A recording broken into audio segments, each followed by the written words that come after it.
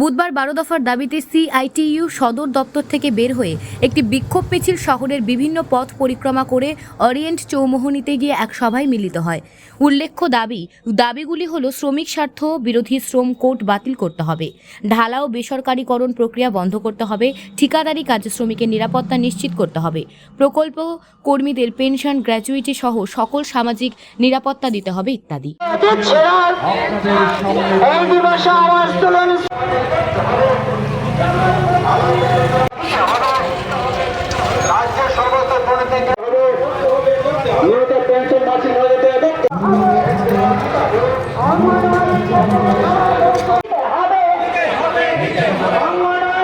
আসার পর তৃতীয়বারের জন্য আমরা ভেবেছিলাম মানুষ তাদের সাইজটাকে ডাউন করে দিয়েছে, একদম ছোট করে দিয়েছে। এর থেকে তারা শিক্ষা নেবে। একক নিরঙ্কুশ সংখ্যাগরিষ্ঠতা পায়নি।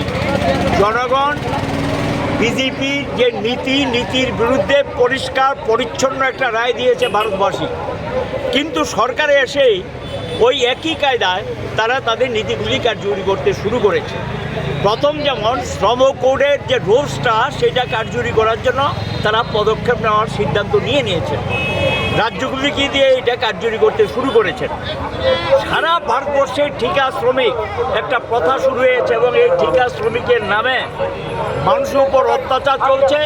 18 ঘন্টা 12 ঘন্টা কাজ করায় মজুরি দেয় 7,000, 8,000, 10,000 টাকা। এতে তাদের শ্রমটাকে চুরি করছে সরকার, রাজ্য সরকার, কেন্দ্রীয় সরকার বিভিন্ন এই সমস্ত এগুলো করছে। এই যারা আছে আউটসোর্সিংয়ের নামে, ঠিকাদারির নামে যাদেরকে এইভাবে সারাদিন কাজ করিয়ে পয়সা দেয় না, এটার বিরুদ্ধে সকল অংশের মানুষকে ঐক্যবদ্ধ করে রাস্তায় নামানোর সিদ্ধান্ত হয়েছে।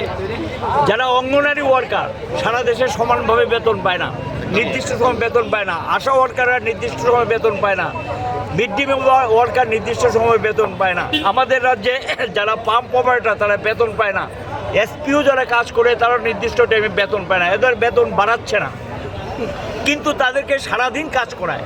এই যে সুপ্রিম কোর্টের রায় আছে সম কাজে সমমজুরি, কিন্তু দিচ্ছে না। আমরা বলেছি 26,000 টাকার নিচে কোনো মজুরি দেওয়া যাবে না।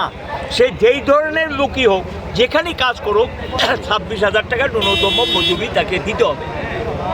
ইপিএফের টাকা আত্মসাৎ হচ্ছে, শ্রমিকের বেতন থেকে কেটে নিয়ে যায়, মালিকরা জমা দেয় না। তার জন্য যে জরিমানার ব্যবস্থা ছিল, এই সরকার নতুন ক্ষমতায় এসে জরিমানার হারটা দিচ্ছে কমিয়ে। এতে মালিকরা আরও বেশি ইপিএফের টাকা জমা দেবে না, ফাঁকি দেবে এবং যারা শ্রমিক কর্মচারী তার প্রাপ্য টাকা থেকে তারা সেখানে বঞ্চিত হবে।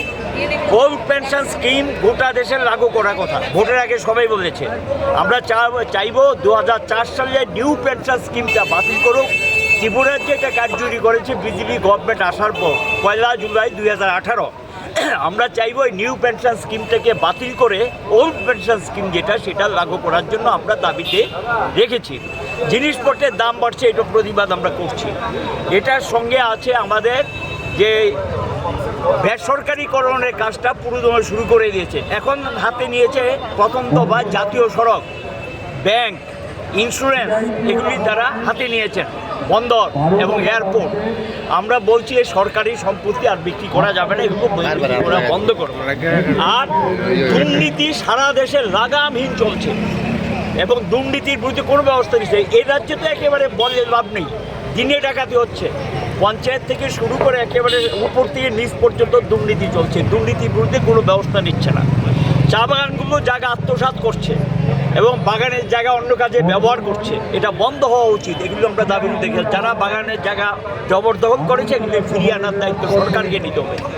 এই সমস্ত দাবি, এটার সঙ্গে আছে শ্রমজীবীদের আরও যে সমস্ত বিষয়গুলি আছে, যে আমরা লক্ষ্য করছি যে এদের উপর আমাদের রাজ্য নানাভাবে সেখানে তারা এই সমস্ত কায়দা কানুন করে এগুলো করছে। আমরা বলবো যে যারা এই যে ন্যায় সংহিতা যেটা লাগু করেছেন, এটা তো সাধারণত যারা প্রতিবাদী কণ্ঠ, যেমন সংবাদ মাধ্যমের সঙ্গে যুক্ত, তারপরে যারা শ্রমজীবী মানুষ, কৃষক, যারা প্রতিবাদী সরকারের নীতির বিরুদ্ধে বাঁচার জন্য, যারা সত্যবাদী, যারা সত্যের পক্ষে দাঁড়ায়, প্রকৃত তথ্য জনগণের সামনে তুলে ধরে সরকারের নীতি সমালোচনা করে সঠিকভাবে এদের কণ্ঠটাকে রোধ করার জন্য ন্যায় সংহিতার নামে আবার নতুন করে এই ন্যায় সংহিতার নামে আক্রমণ নামিয়ে এনেছে। এটার বিরুদ্ধে সকল অংশের মানুষকে ঐক্যবদ্ধ করার দাবি আমরা রেখেছি।